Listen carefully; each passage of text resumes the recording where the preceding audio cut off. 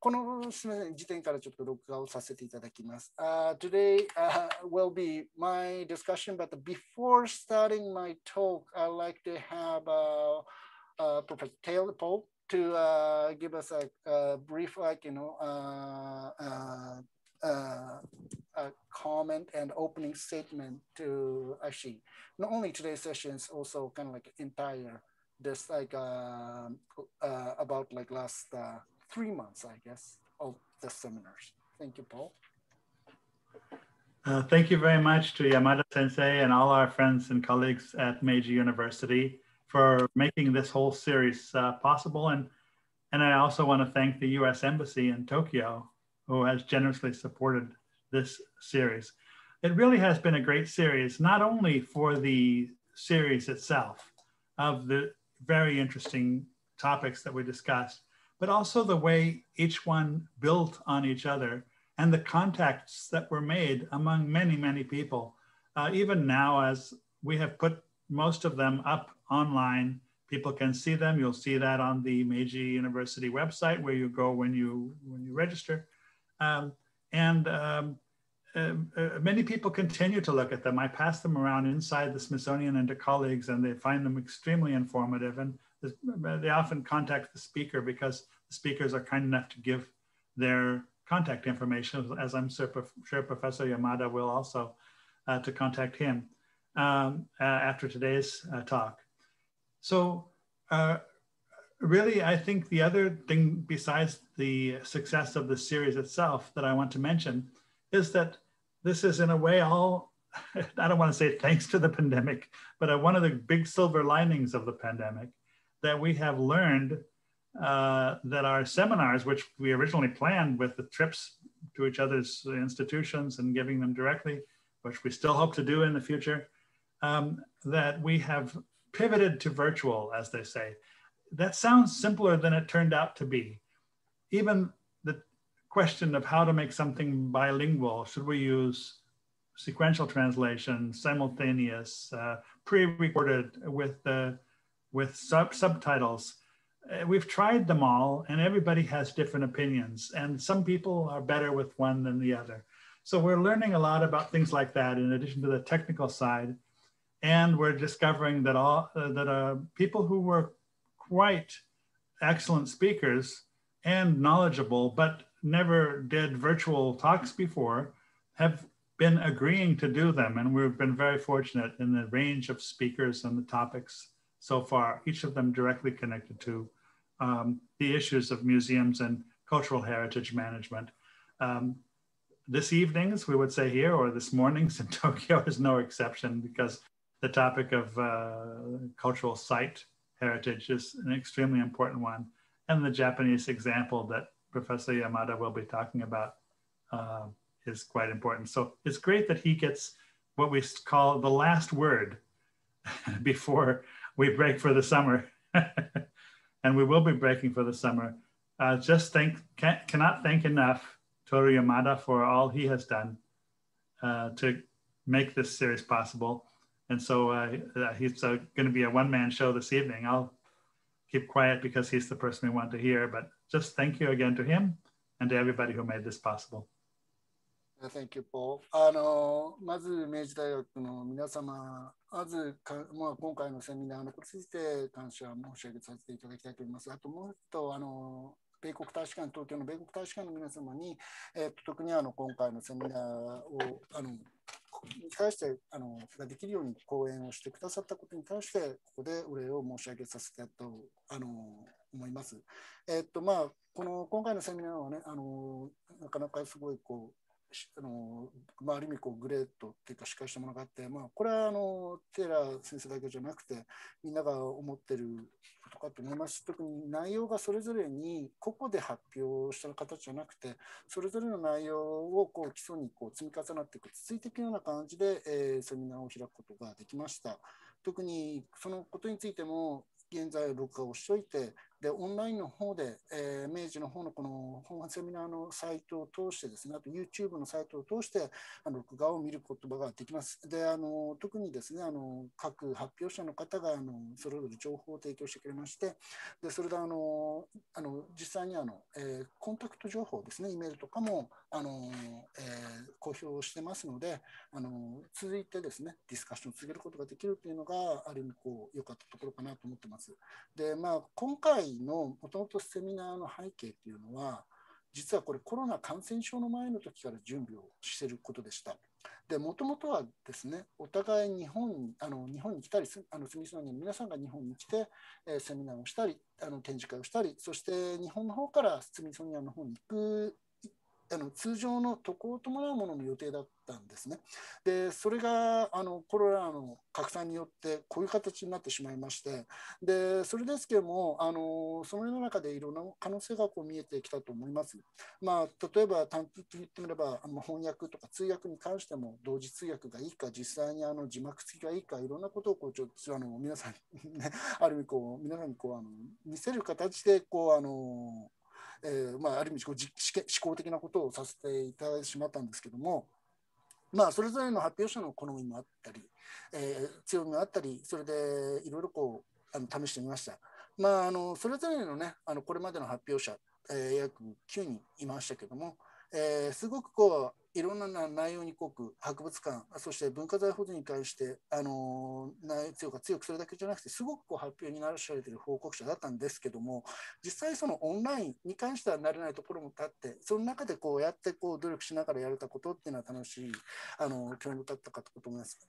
でそこですね、今回は、私が最後の報告者になるんですけども、ちょっとその点はちょっとご容赦ください。So today is I'll be presenting my paper related to my kind of long-term research from I've been conducting this research for quite a long time. Then what we're going to do today is so I try to avoid sequential translation by myself, which is going to be make myself look like really ridiculous. Some probably going to make it look like some diasporic church in North America, like Asia, some pastors saying both two languages. I just not going to do that. So what I'm going to do is I already prepared a subtitle too. So probably you don't need to bear with me crazily going back and forth Japanese and English. So today is, but I have to do this one point. 本日はですね、私の発表なんですけども、前もって一応皆さんの方にいろいろ準備をしたんですけども、ちょっと長年ちょっとやってる研究の一つなんですけども、発表自体は英語でさせていただくんですけども、字幕の方を事前につけておきました。ですので私がね英語と日本語に頻繁に切り替わったりしてちょっとクレイジーな感じになるってことは皆さん聞かないで済むと思いますので、そのあたりはご了承ください。そしたらちょっと始めさせていただきたいと思います。I'm going to share the screen and do it.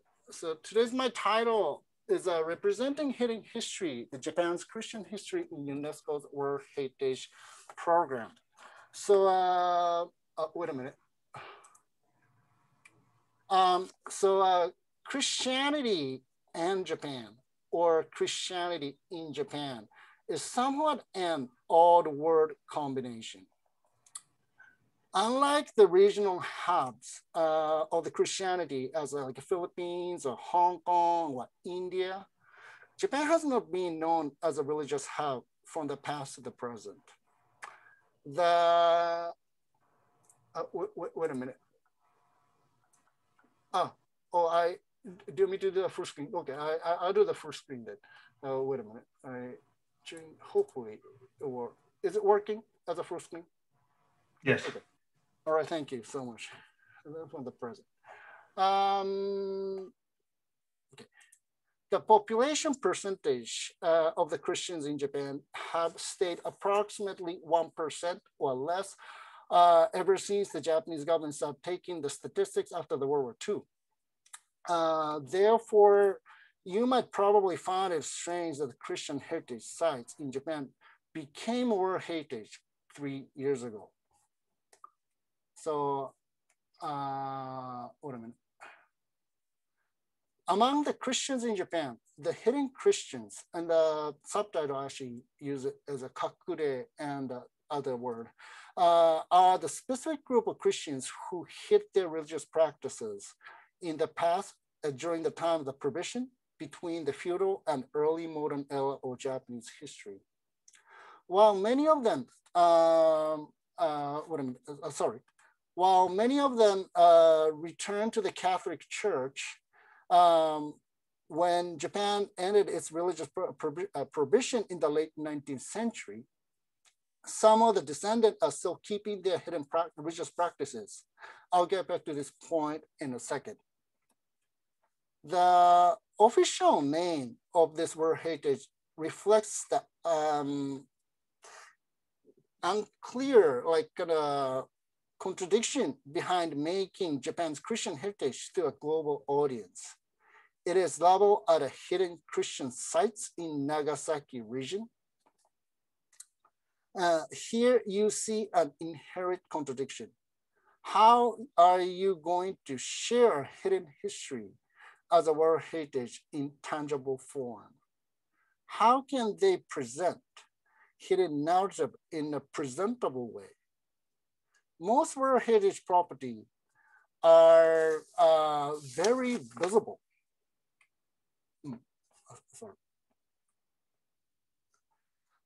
As you can see in the slide, I just typed the word heritage site in a Google image, and you see more elaborate heritage property such as Great Wall in China, the pyramid in Egypt, and the Borobudur in Jogja, Indonesia, which you can see in the bottom of the screenshot.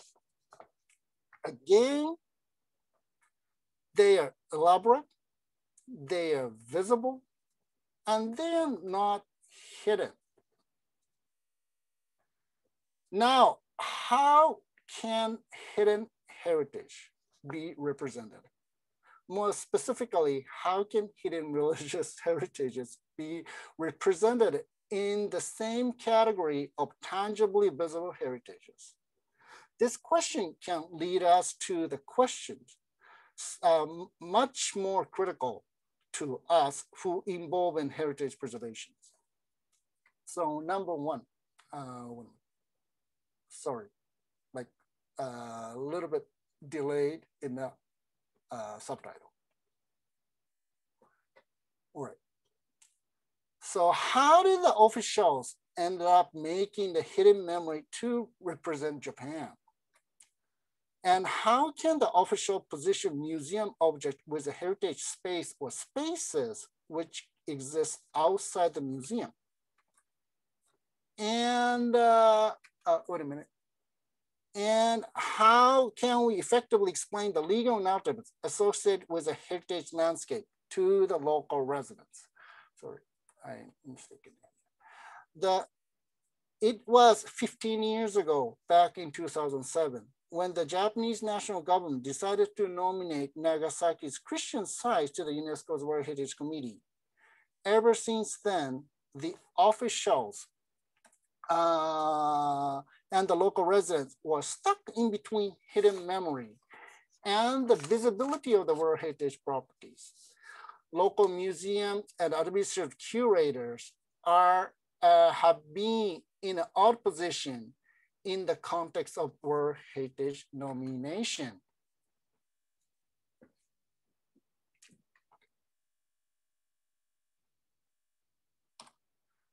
So the recorded narrative of Japan's Christianity go back to the arrival of the Jesuit missionary Francis Xavier in 1549. Since then, Catholicism spread in the western part of Japan for the following 40 years until Japan's feudal authorities impose a prohibition on Christianity. There are more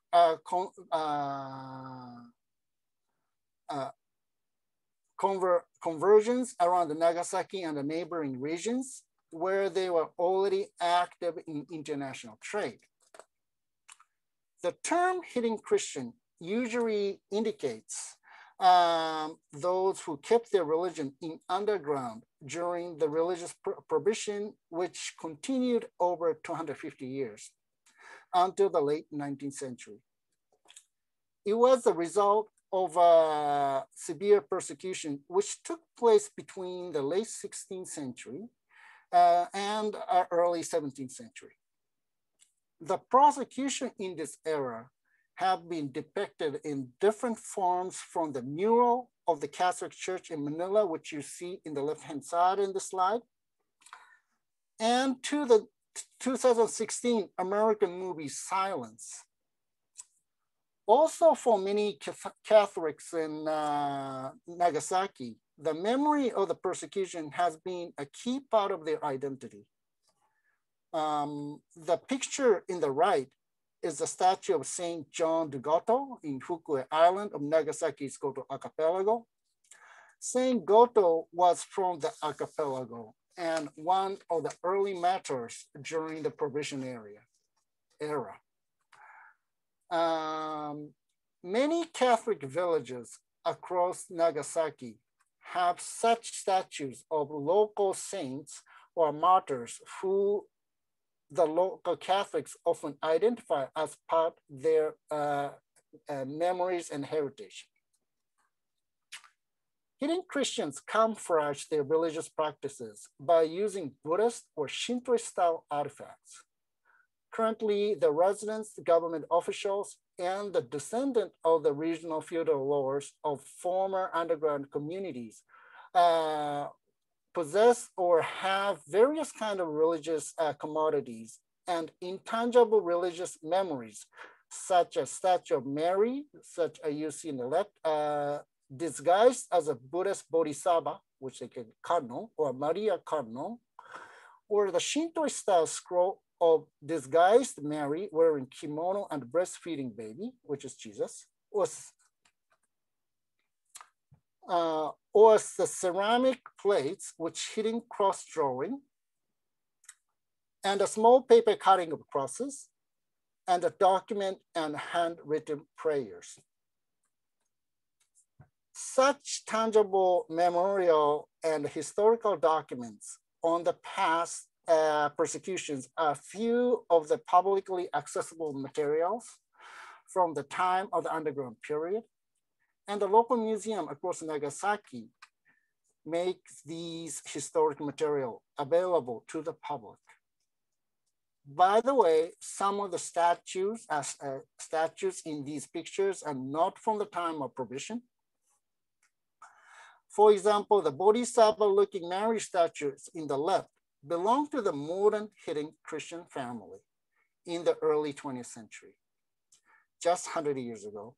This Bodhisattva statue is different from the regular one, or regular Buddhist one, as it holds a baby in the chest, which is Jesus, and a child with a folded hand on the right-hand side.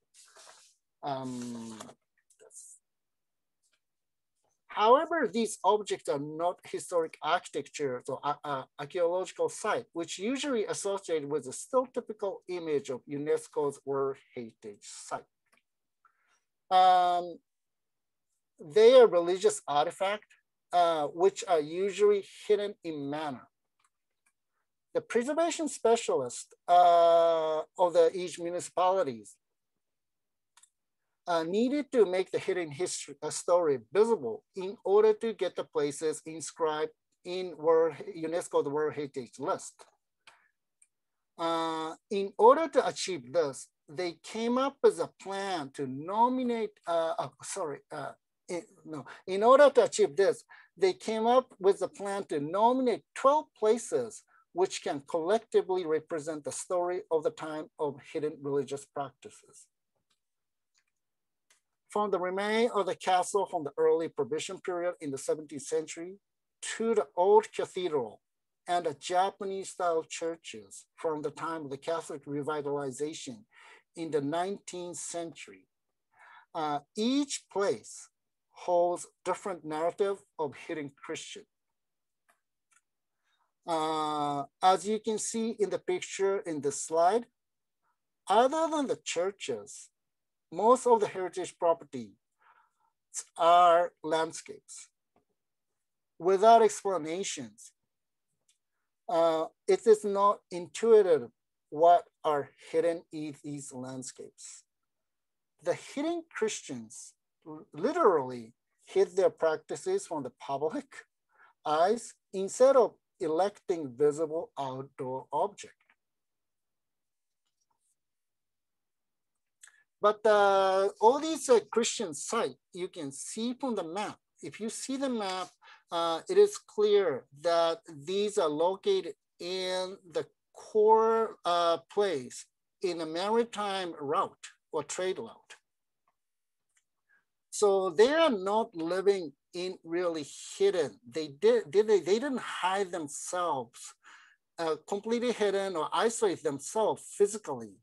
However, they're located, they actually settle in more visible places geographically, but they practiced their religious activities in hidden way. So that's a little different thing.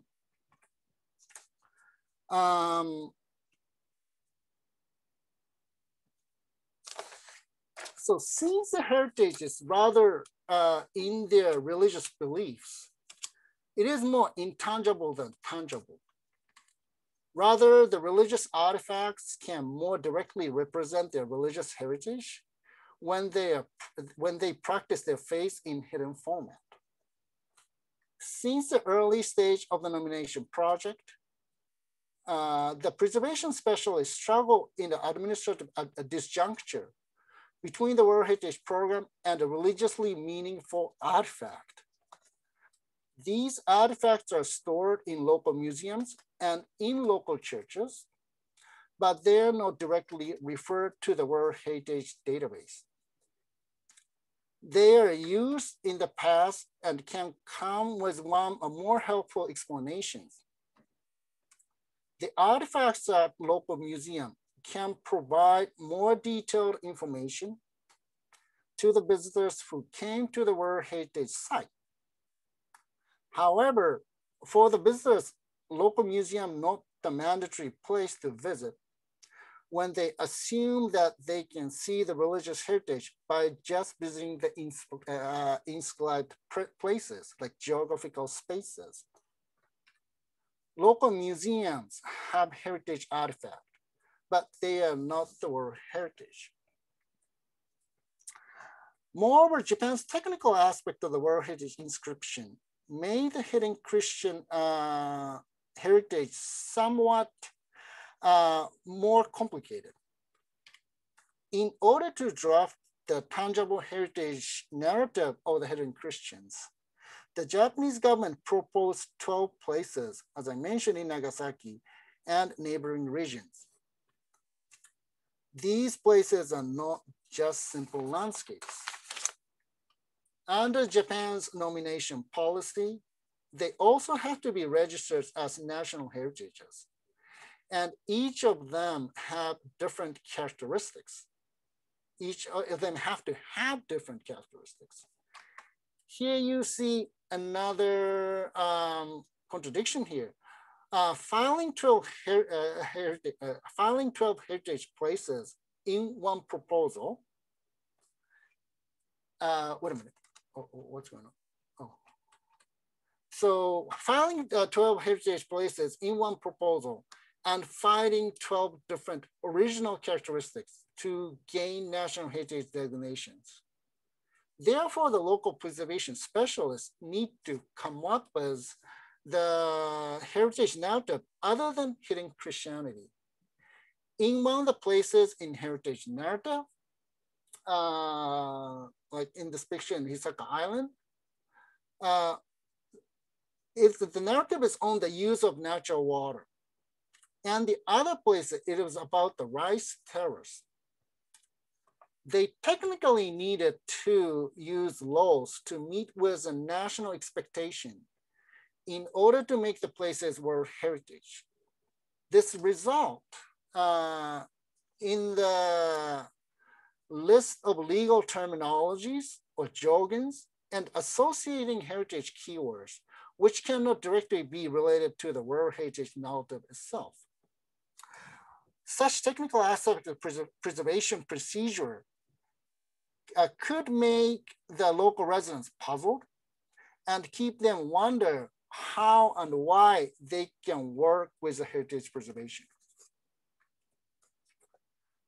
In the junction between hidden history and world heritage, the preservation specialists have been struggling to convert the intangible religious practices into shared tangible heritage. As their works became more technical, as they expected to be more particular on which words and the heritage category should be used to make their projects successful.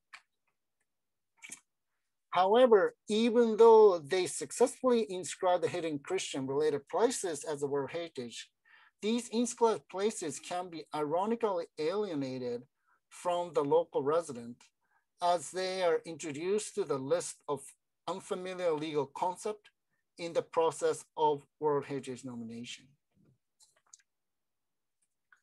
In the possible alienation between the preservation and local practices, museum can play its role to reconfigure the relationship between the heritage preservation and the local residents as its holdings might be able to connect the intangible with tangibles.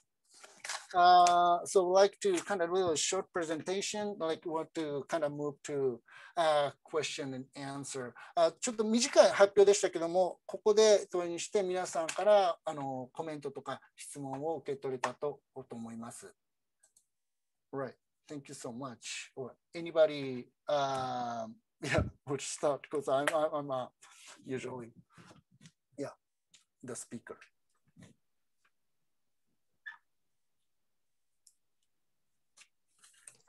I'm wondering, could you elaborate why the Christianity was in hiding in the first place?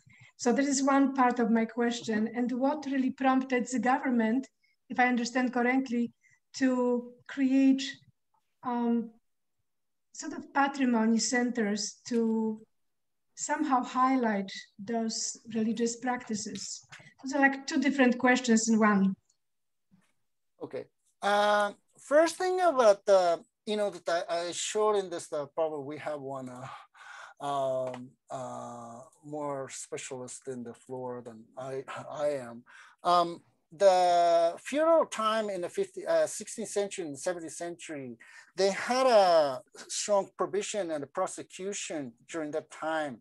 Then to keep, continue their Catholic practices, they went underground.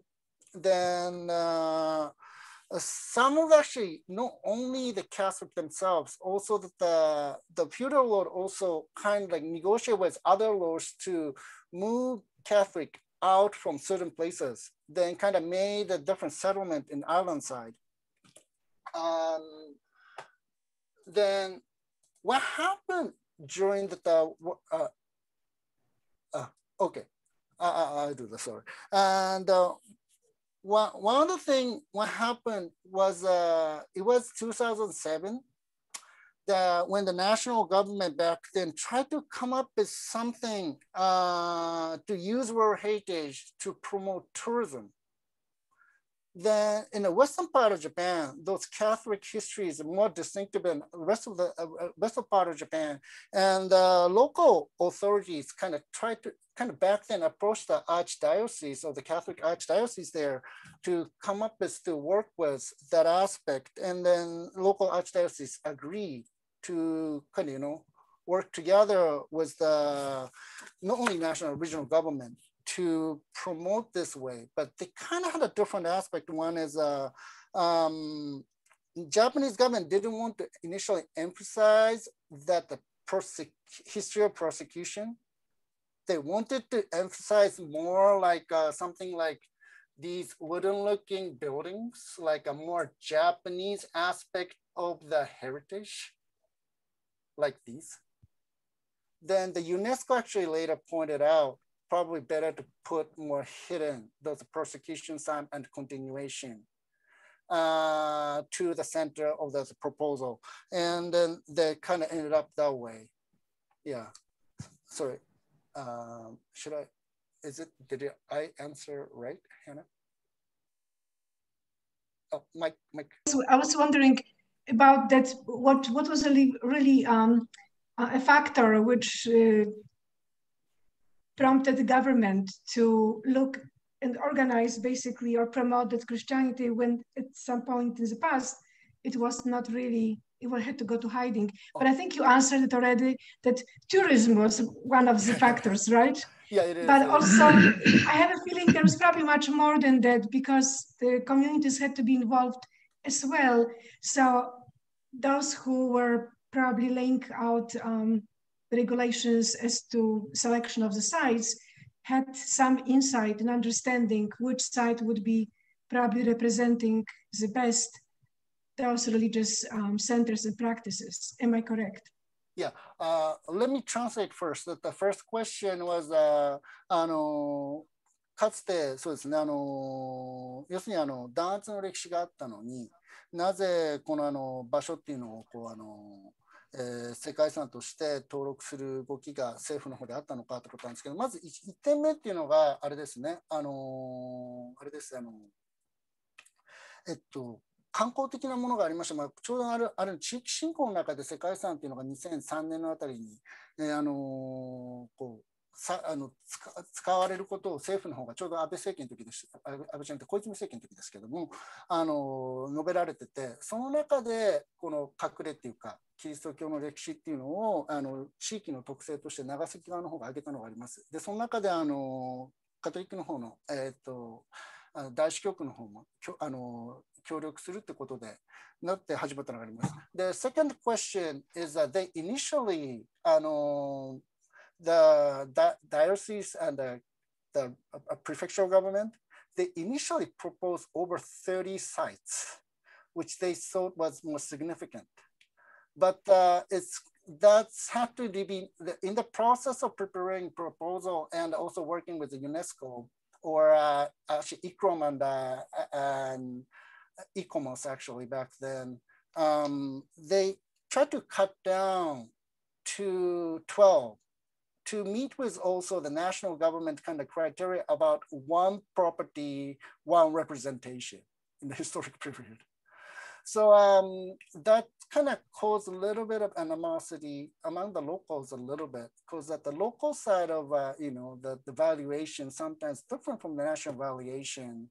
Then, but still, yeah, it's really came up within the framework of this like a Japanese national government, like those heritage policy narrative. So 一つあるのはこれ12個になるたんですけども、最終的には、実は今でもこの文化財保存のやつ何個か今ちょうど動いてまして、1個あるのはそれなんですね。これもともと30何個ぐらいの場所っていうのを申請するので一番最初の提案があったんですけども、国の文化財の政策とか、あとユネスコ側の方と調整する中で、12そうですね、一つの文化財が一つの時代とかテーマを出すっていうことで、その中で12個っていう形で絞られていったって背景があります。はい。Okay. Should I take a question from there's some castle in Shimabara Peninsula in Nagasaki Prefecture.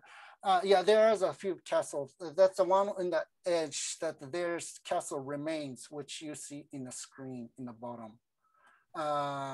Yeah, that's the one which I mentioned here.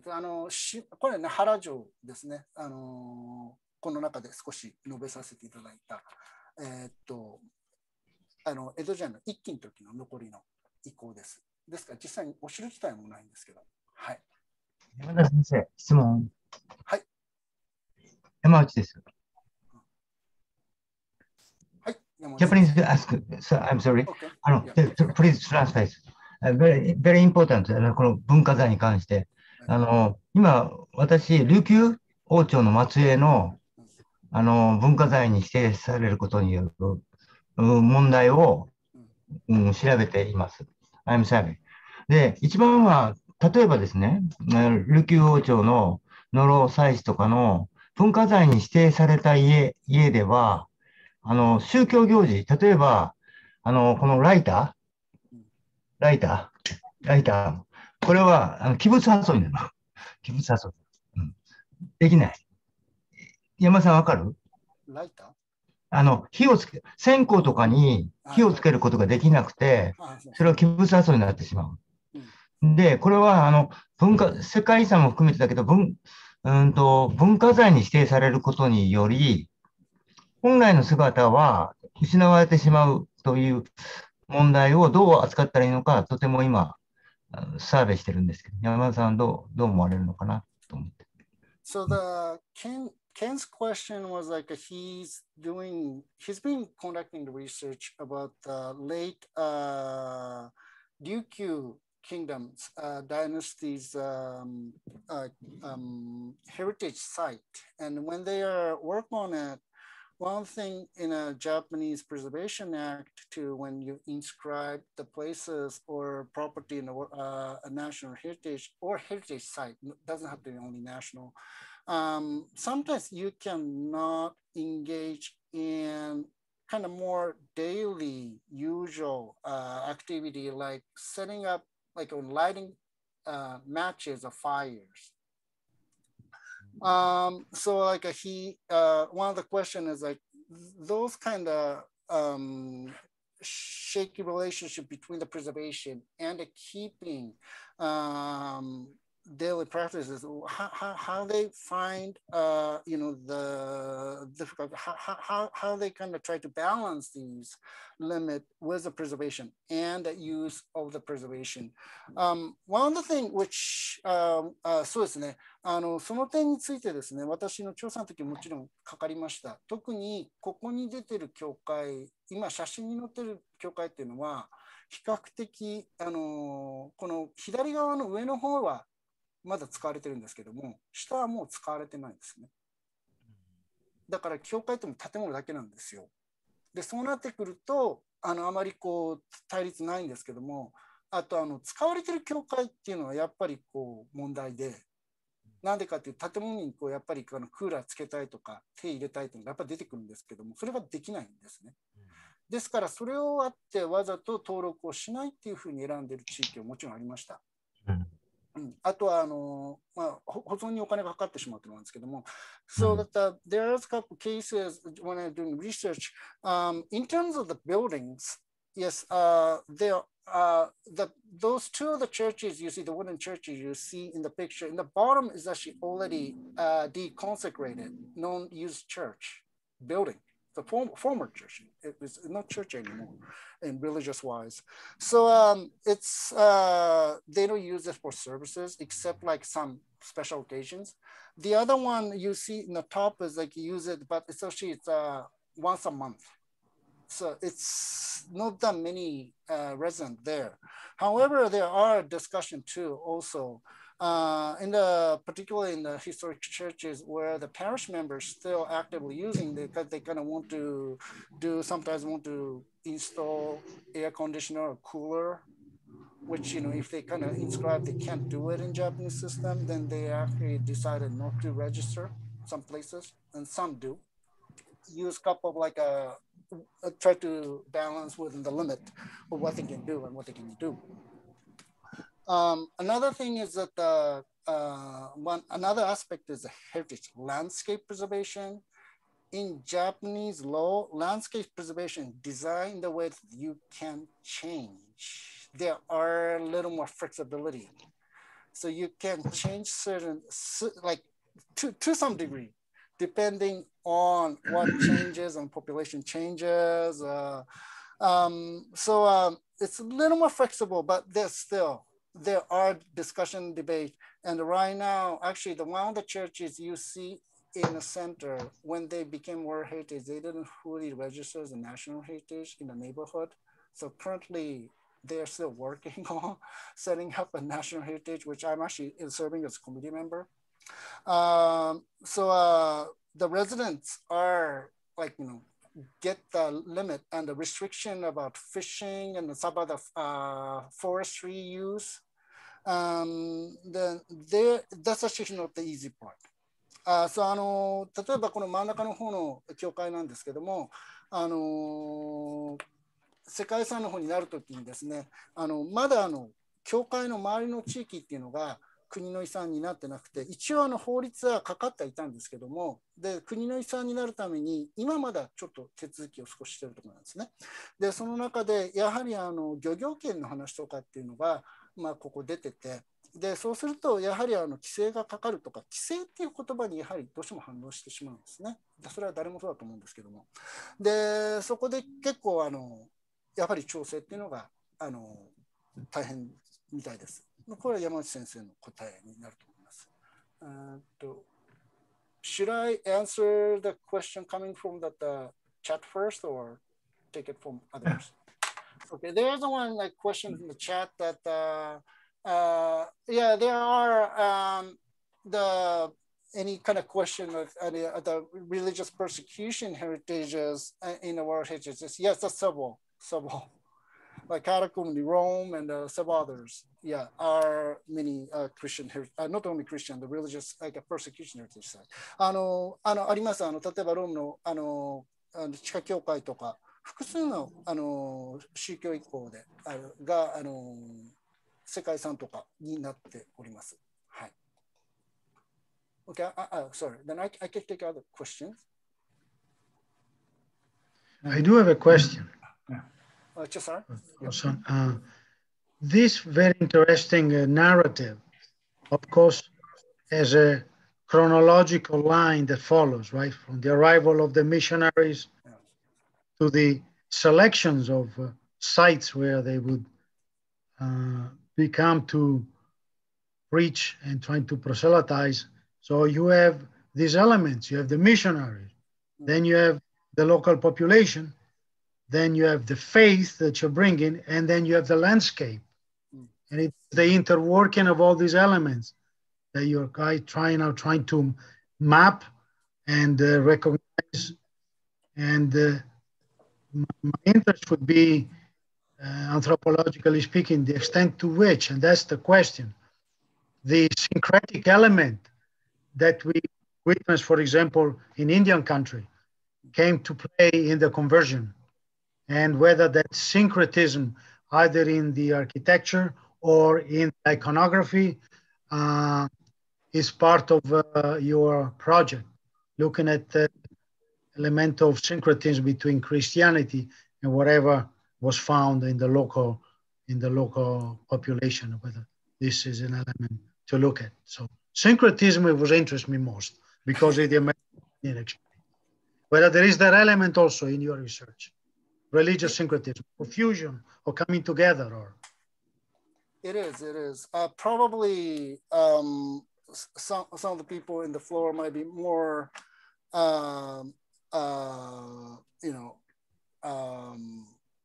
knows more in terms of theological matter than I do because I'm not a theologian. But one of the thing about when I was there, I was like, one of the focus initially that the national government tried to do was that the cultural hybridity. That's why they chose, which probably answer Hannah's question a little bit. The reason why they kind of say like, okay, the Christianity is a Western thing. And look at those buildings, I have some Japanese component. And that's what the prefecture, regional, and the national government both are saying that might appeal to UNESCO. That's an initial start. Then, however, they kind of wanted to avoid these practice-wise syncretism a little bit because that's going to touch his negative side of the history, which later kind of came back in the end.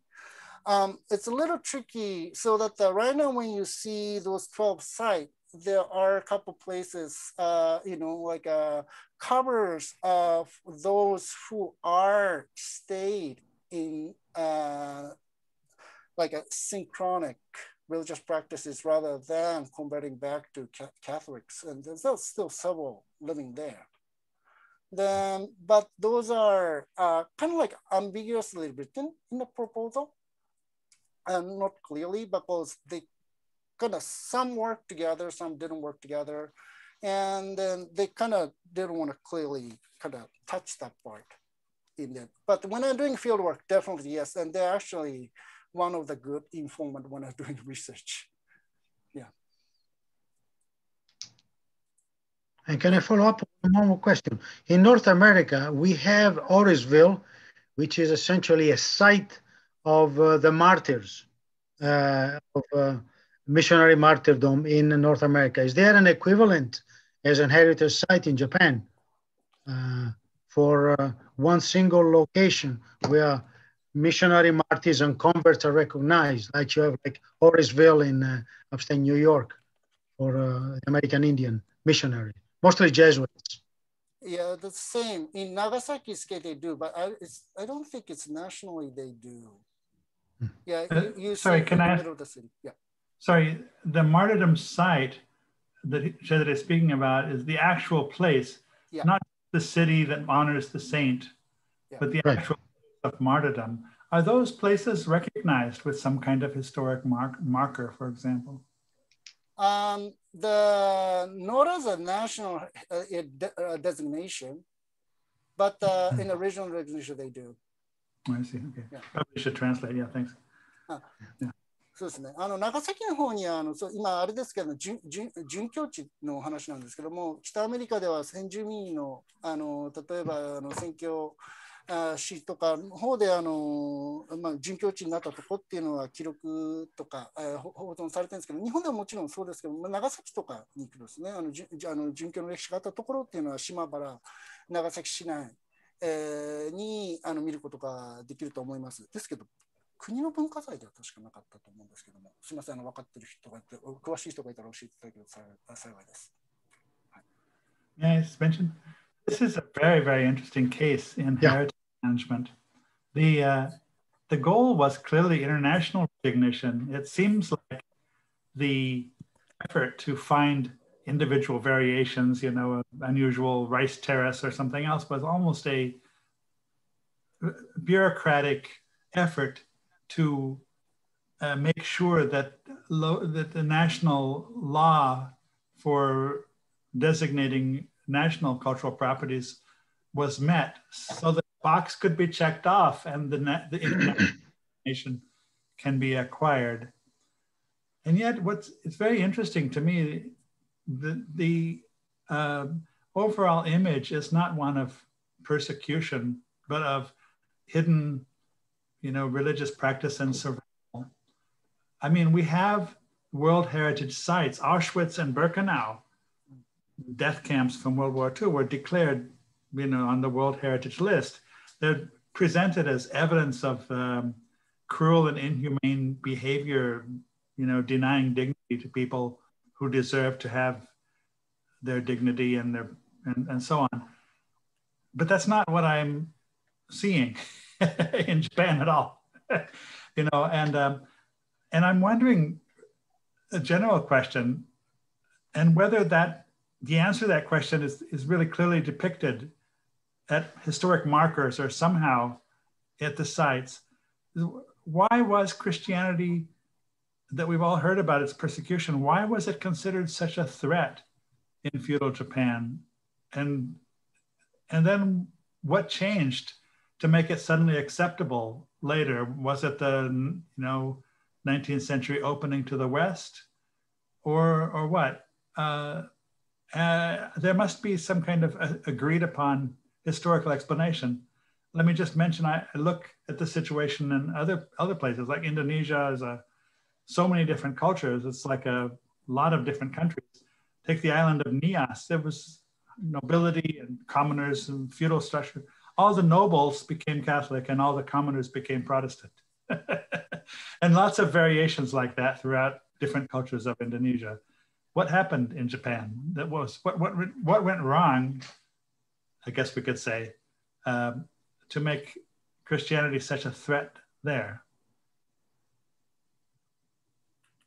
Or what made Christianity stop its...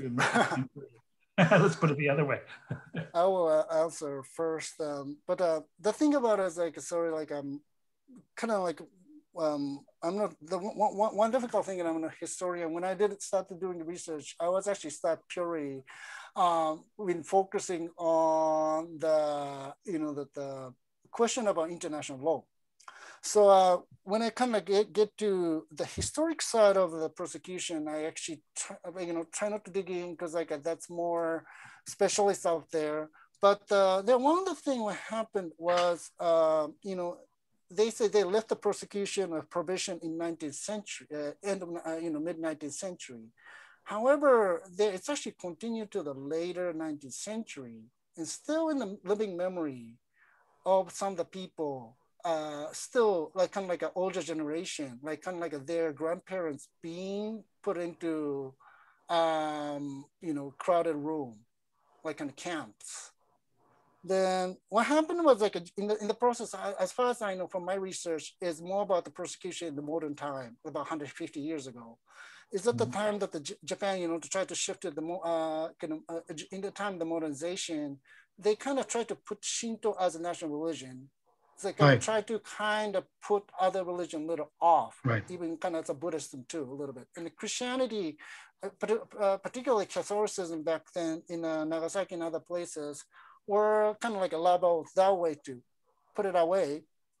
And then the question right now, still right now, when they kind of started doing this like a nomination time, was a big question because some Catholics and Kakure, they didn't want to get this kind of attention because, they had that bitter memory from other neighbors, and they kind of didn't want to dig up that part. It might come up. Then it came up actually, not like a beating up a fist fight or anything. It's just kind of uneasiness a little bit, kind of like a why Catholic getting more attention rather than Buddhist. That's in the island. That happened actually when I was doing research, but it's right now kind of like a little back to a little more kind of more calmer now. But yeah, so it's kind of related to more like a government control, at least as far as I know, the modern history side of the prosecution. In the Japanese side, but as far as I know, that that they approached initially to the warlord, regional leaders, and they kind of community-wise converted. Then now it's like really got a huge cut for a while. So, but they kind of probably better not to dig into that side. Sorry. Yeah. Should I translate? はい。いや、一つの質問っていうのは、この世界遺産の中で、要するに国際的なね、認証というか、その評価っていうのを得たくて動いてたわけなんですけども、その中でもこうやっていろいろ見る中では、主に何ていうんですかね、よりもっと官僚的なプロセスっていうのがもっと主に見えてくるわけですよね。で、これをどんどんチェックしていって、これがクリアされてますよ、これクリアされてますよっていう感じでプロセスをしていく中で、例えば全然この本筋とはまた関係ない話のがだんだん中心になって官僚的に処理をしてたりするわけなんですけども、あれですね、やはりどうして過去に弾圧あったようなものっていうのが、受け入れられて、で何だったのかってことがやはり質問なんですけども、特に私ちょっと具体的に歴史的なところっていうのは私ちょっと専門家ってないんで、そのあたりちょっと答えるのは控えたいんですけども、インドネシアなんかだとね、その話があったのが、職の高い人たちがカトリックになって、下の方の人たちが、普通の人たちのプロテスタントになったり、したらしいんですけども、この例えば事例で言いますと、特に弾圧、16世紀とか17世紀の話の弾圧じゃなくて、私が調査している中であったのは、やはり明治維新期の弾圧ですね。そっちの話っていうのがやっぱ島民とか住んでる人たちから聞く話だったんです。それはやはりあれですね、日本の近代化の中で神道を国家宗教に据える中で他の宗教っていうのをちょっと排除する中で結構きついことが起こったっていうのがありました。やっぱりその歴史っていうのがあるし、そのあたりっていうのが約まだ150年前ということで、ある意味おじいさん、ひいおじいさんの世代が経験したり、親から話を聞いてる世代なんですよね。で、そうなってくると、やっぱり世界遺産ってなることとか、世界遺産に推薦することとかいう注目を浴びることによって、ちょっと住民たちの関係が悪くなるんじゃないかって心配したカトリックの人たちっていうのはもちろんたくさんいまして、で、それはカトリックの人たちじゃなくて、他の地元住民もそのあたり心配してました。で、実際にちょっとうまく関係がちょっとうまくいかなくなるってこともポチポチ見られたりしたんですけども、現在はまたおそらくそのあたりっていうのは今弱くなってる感じがしてます。はい。So it's kind of like an answer really long. Yeah. Anybody? Like, I have one question coming from the comment section. There's a,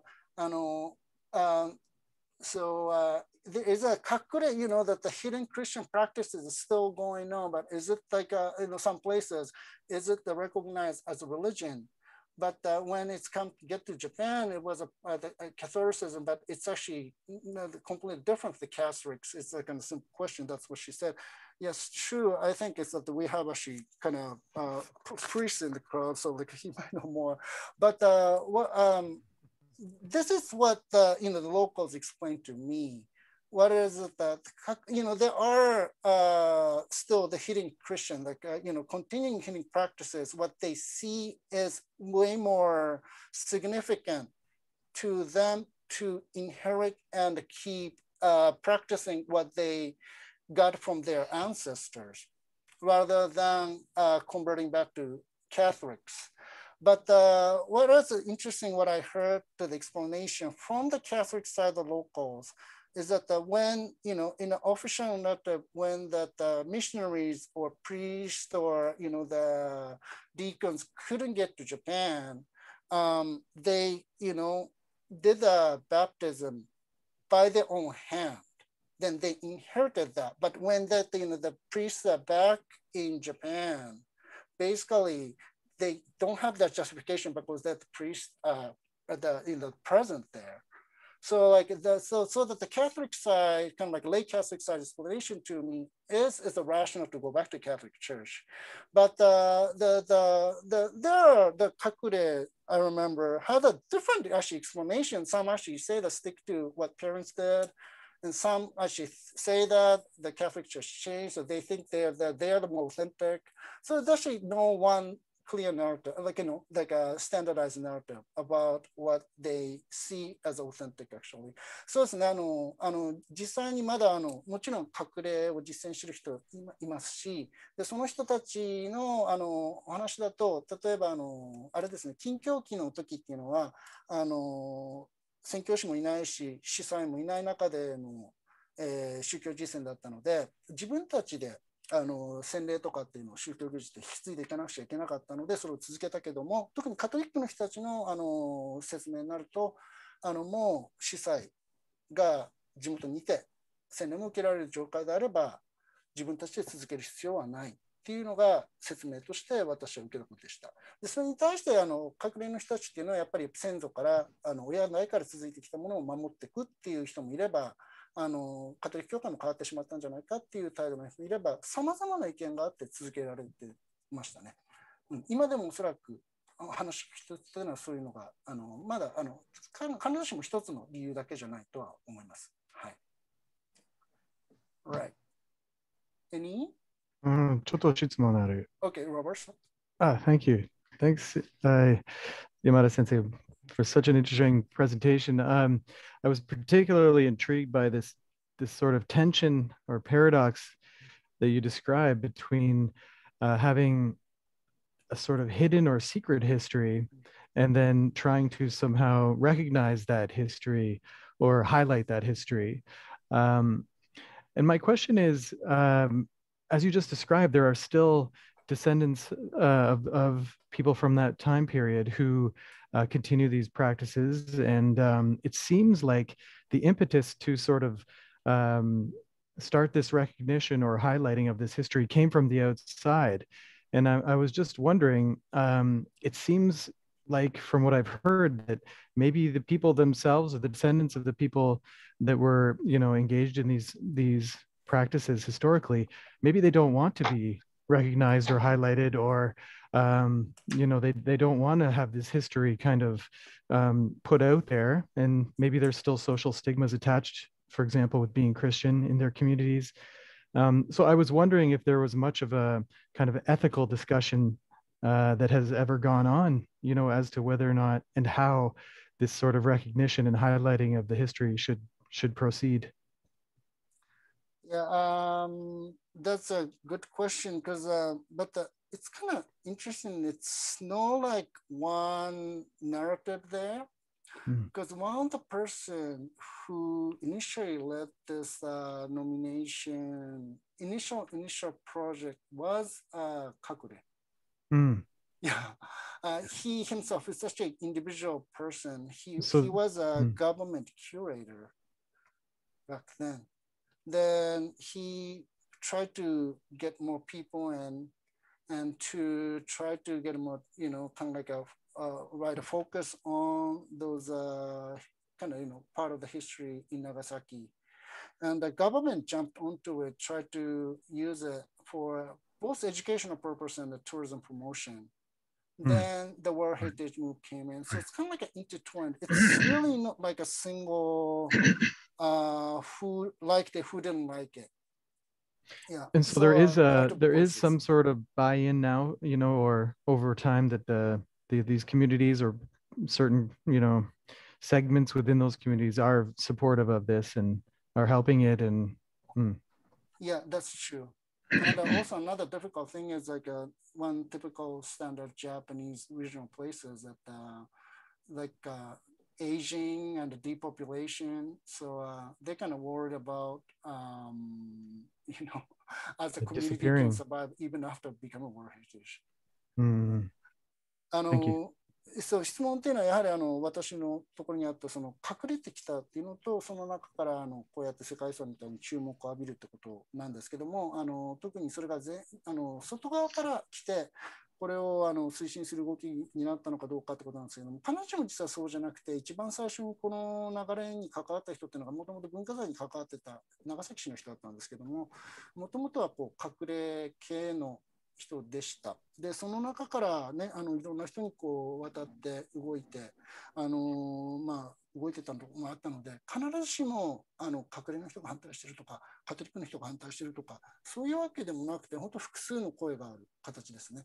で、だから単純にこっちのグループが反対、こっちのグループが賛成ってわけではないです。はい。May I ask? I mean, this is such an interesting phenomenon. You have a Catholic church localized, which was separated from the main body of Catholicism for a couple hundred years. Yep. It's really very likely, if you think back, to the 17th century, that traditions survived that were abandoned elsewhere, or they got locally modified in unusual ways. 17th century Catholicism was very concerned with this opposition to the Protestants. It was concerned with demonology and witchcraft in ways that Catholics just don't think about nowadays. You had types of prayers which were more common. You had exorcisms and so on that were much more common. And I'm wondering if you or your students or other people there might be able to actually record some of those handed down prayers and the ones that are inscribed in those old books, but maybe remembered or memorized by people. What's the evening prayer before people go to sleep? That's very telling about important things to people. Things like this are just normal ritual practices. What's the most common daily prayer? These are indications of the type of really dominant themes in a localized theology. And I wouldn't be surprised if it had come to be quite different from the Catholicism around them. And then secondly, I'm interested, what is the local Catholic priests who are trained, somewhere else and internationally familiar with the modern church, what do they think of these things? I hope they're, in a way, I just have to say, I hope they're not discouraging them. The first question is the theologian and also historians been working on it. There are several actually books, and a couple of books are translated even in English, and even, I think Italian too. Is that the Kakure still now the prayer, and also the prayer that recently was it's actually kind of like Japanese phonetic from the past players. So from the 16th century. The Japanese sounds from Latin, you mean? Latin and Portuguese. Wow. Yeah, then they write down in Japanese phonetic characters when they actually write it down. So it's kind of like with some like a Portuguese and Latin, it was Japanese accent or regional Japanese accent. Then they keep that, right? Then they kind of hand it over. They have to memorize everything that those kind of the daily prayers and the Eucharistic prayers that they had. Then yeah, so that the when that the 19th century, when that the Catholic missionary back arrived, or officially arrived, it was a French missionary group. So it's kind of understandable. It's like some see no problem, some probably didn't see a little bit issue, because that not only the church changes, it's just like a different population there. Yeah. So yeah, so yeah, it's different. Yeah. Even now, there are things among the locals, that pre-Vatican and post-Vatican II, in terms of it, it's like the local kind of like have a little bit synchronized in terms of like religious practices, in the way that after Vatican II, many local Catholics actually dig up graves and put ash together, kind of like a little more like a Buddhist style in some way. So when you see the people like moving out, or the community moving out from the island, you see all these gravestones are putting away, the grave are actually digged up. And they completely fully moved, which is kind of like probably, we always say that it's kind of like, it seems more like Buddhist some way. Yeah. すみません。そうですね。隠れの人たち、私これ専門じゃなくて、実際にもっと神学の人とか、そういう人たちがやってますけども、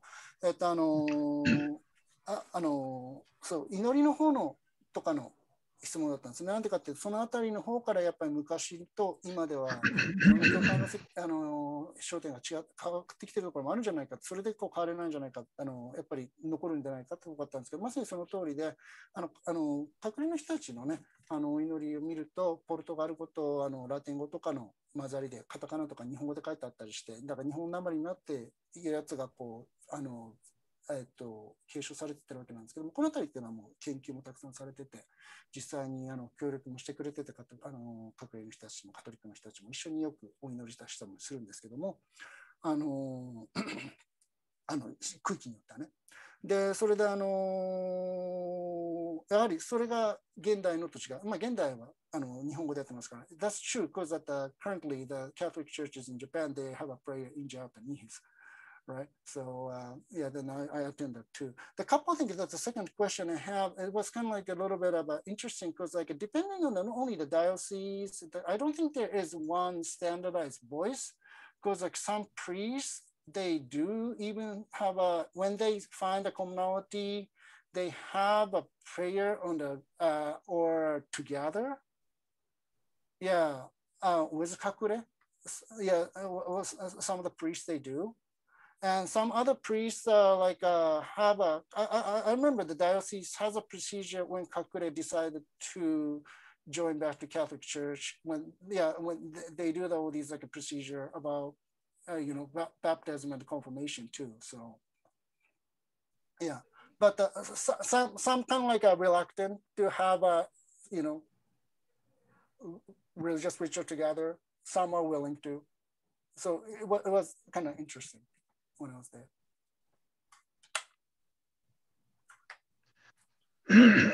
Anybody? Steve, right. You have a question? Oh, Steve. Yes. Okay.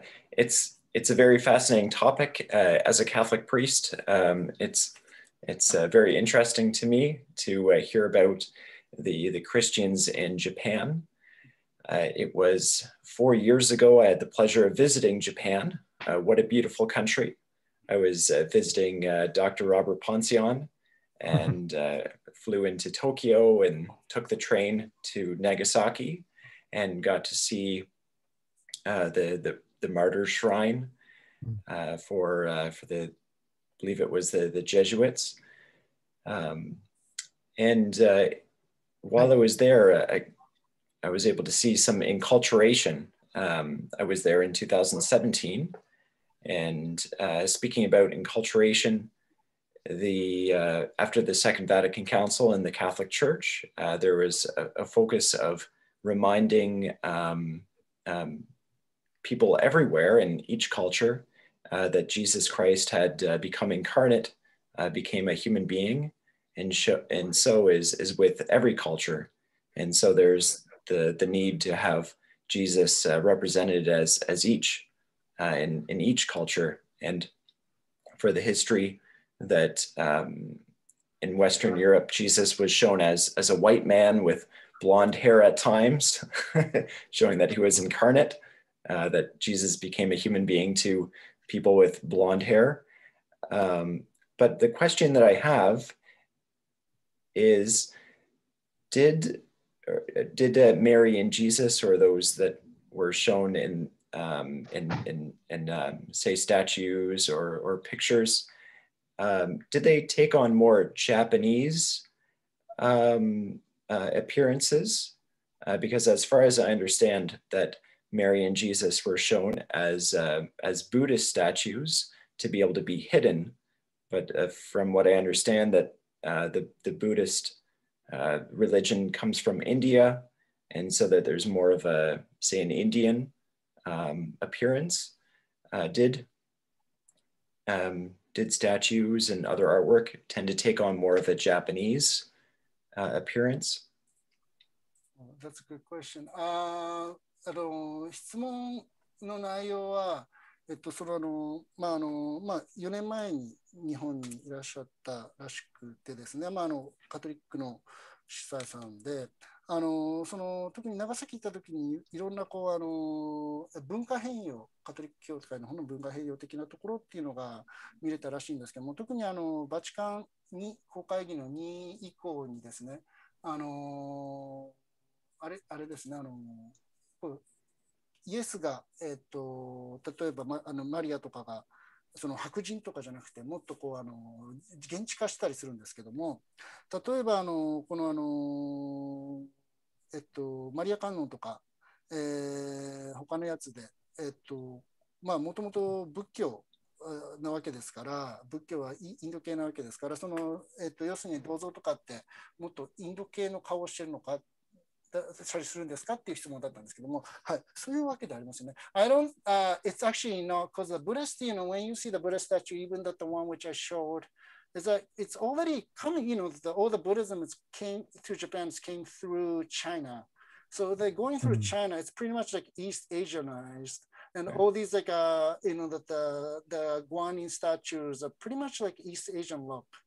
And so that all the kakure's, the artifacts are pretty much like maybe it was way before Vatican II, but really Japanese. Yeah, but when you go to local Catholic church, all the statues are same as depicted in other Catholic churches in the in the West. So. Yeah.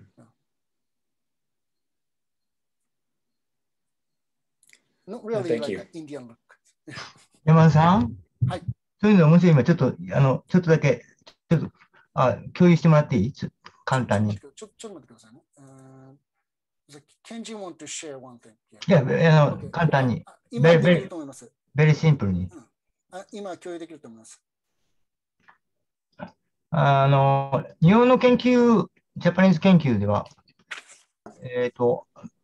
この研究、ずっとやってきたんですよね。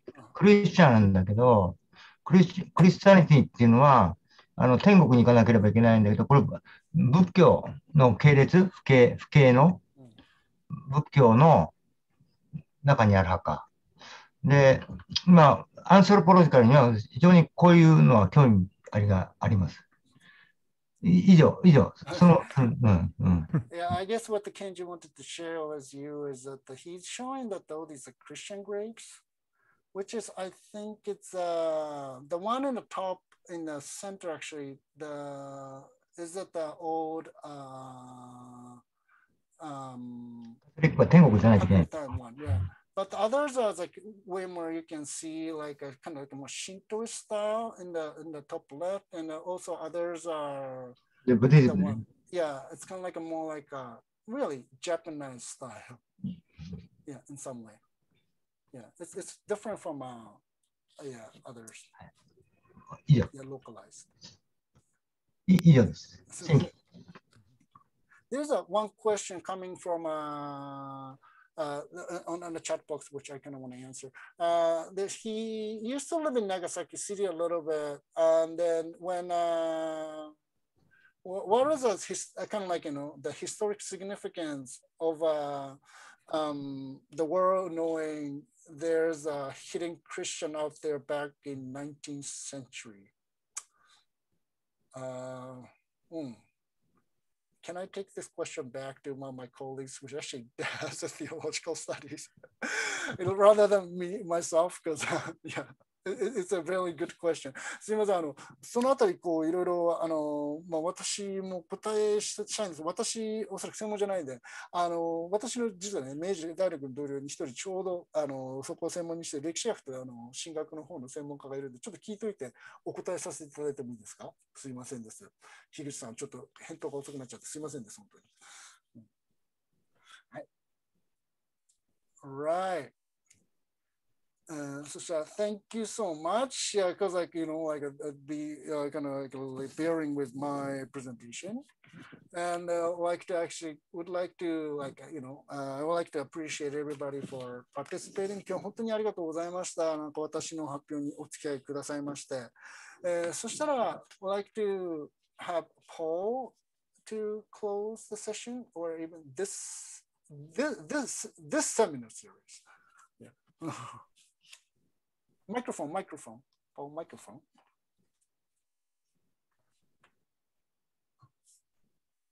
Paul, okay. Thank you so much. What a wonderful way to close out. This was so interesting. I'm thinking about the difference between local ideas of what constitutes cultural heritage and how we bring it to a world stage. You know, I'm reminded first on this specific topic before the webinar series, I'm reminded of my work with the World Bank Cultural Heritage Practice. I've mentioned these topics before, but we have, for example, in Cambodia, locally considered sacred forests, but nobody could possibly recognize any particular characteristic of what is a sacred forest. No botanist could tell what it is. You have to just, so there's a landscape, a site, according to the World Bank's cultural heritage projects, not its environmental policies, not its environmental policies. We have to preserve these things that are just locally considered sacred and important as landscapes. And so that fits the international definition of a cultural heritage site, even though there's no human construction there. On that basis, I have no problem with landscapes where important historically important events happened in Japan being considered culturally important, culturally designated heritage sites. These are very, very interesting special cases. And we've learned a lot about the, you know, sort of, we can say the uses or the manipulations of the various heritage site and local management practices to enable this to get international recognition. So with this, we close out our webinar series for this year because we're pausing for the summer and we look forward to getting back in the future year. And thank you so much to everyone. I want to specifically thank on the Smithsonian side, Dr. Robert Pancion, my colleague, who's been the coordinator for the Smithsonian for this effort. I thank all the speakers, some of whom are here participating today. You can see most of the past webinars up on the Meiji University site and on our International Museums Partnerships playlist. I urge you to take a look at those, and you're welcome to sort of push that thumbs up sign and like them as well. Of course, a huge thanks once again to the U.S. Embassy in Tokyo. Really appreciate. This is really just one component of the partnership that they have supported, and we appreciate them. And most of all, thanks to our colleagues at Meiji University and Professor Yamada Toru for not only this evening's talk, but all his hard work organizing, hosting, and even serving as also translator for this webinar series. Thank you, and thank you all for participating. Thank you. 今回は本当にありがとうございました。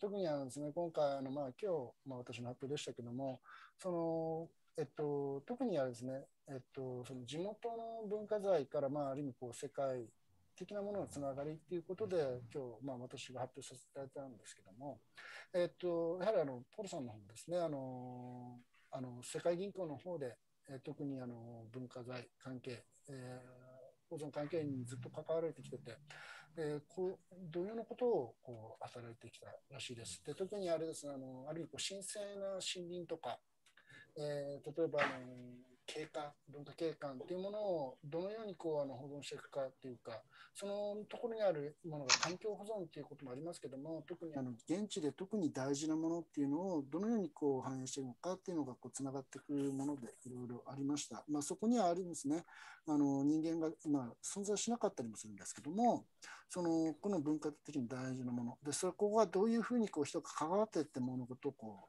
やっていくか、そしてアピールしていくか、申請していくかということでいろいろ深くつながっております。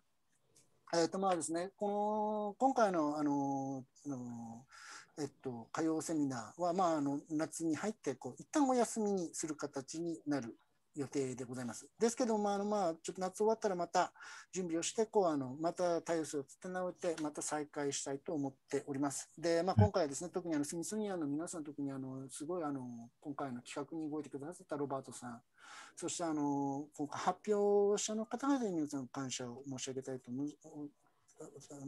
感謝させていただきたいと思ってます。そしてあと過去のですね、発表のビデオというのはオンラインの方で、見ることができますので、ぜひ見てみてください。そしてもし見たらですね、いいねを押していただけると幸いです、YouTube の方で。で、そして最後にですね、アメリカ大使館の皆様に本当にご支援いただき、本当にここで感謝の気持ちをお伝えさせていただきたいと思います。本日は本当にありがとうございました。Like sorry, like it took a long time to translate. But so thank you so much. And そしたらまたですね、このちょくちょく、ホームページの方もアップデートしますので、ぜひ見ておいてください。またですね、皆さん登録してくださった方にまた何かあったら常にメールをお送りしますので、そのあたりご安心ください。受け身でも大丈夫なようにしておきますので。はい。Yeah, well, if there's something up, like that the new thing going to come up, then not only updating the website, we'll send everybody emails. So, yeah, for the updates. Right, thank you so much for everybody for joining this this evening and the morning. Yeah.